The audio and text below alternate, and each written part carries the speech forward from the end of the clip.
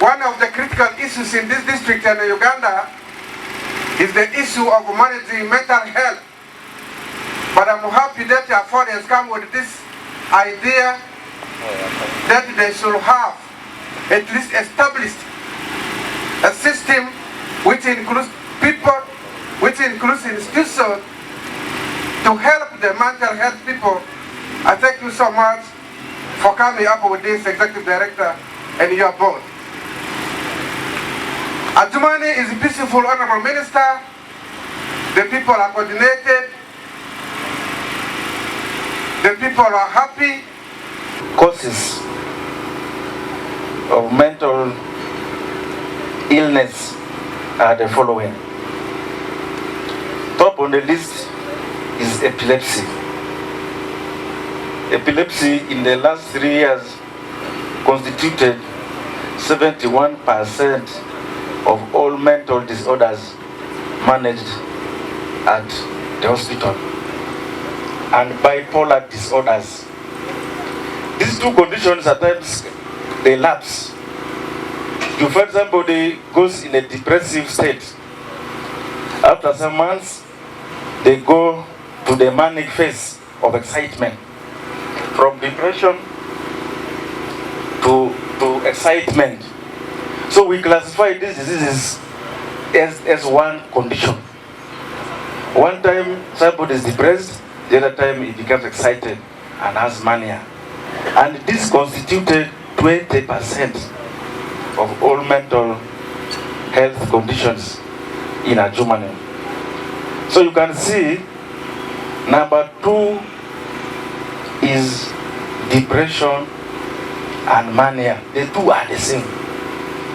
So this constitutes the second highest morbidity as far as mental disease is concerned. So AFOD, your choice is not misplaced, because depression and other diseases of mood constitute 20% of mental diseases in this district. Shared Mental Wellness Home will be a one-stop center for integrated mental health rehabilitation services for both refugees and host communities within the region and beyond. Our proposed budget for establishing this particular center is about 5,130 million. That is the equivalent of about 1.35 million US dollars. The chief guest, ladies and gentlemen, this year point of reflection is mental health, the health and well-being of our mind. The district health officer and the executive director highlighted to us the burden of mental health conditions in this country. Close to 14 million Ugandans are grappling with mental health conditions. Mild, moderate, and very severe mental health conditions. Chief guests, ladies and gentlemen, these mental health conditions that we grapple with are caused by causes that are preventable. Infections, injuries, alcohol and drug abuse, apart from genetic predisposition and other environmental pressures that we face in our homes, in our communities, and in society. A comprehensive response to mental health conditions requires and needs to be guided by sound principles. One, putting humanity at the center of our response.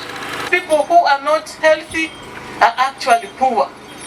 This is a fact. If we improve our health, we can get out of poverty.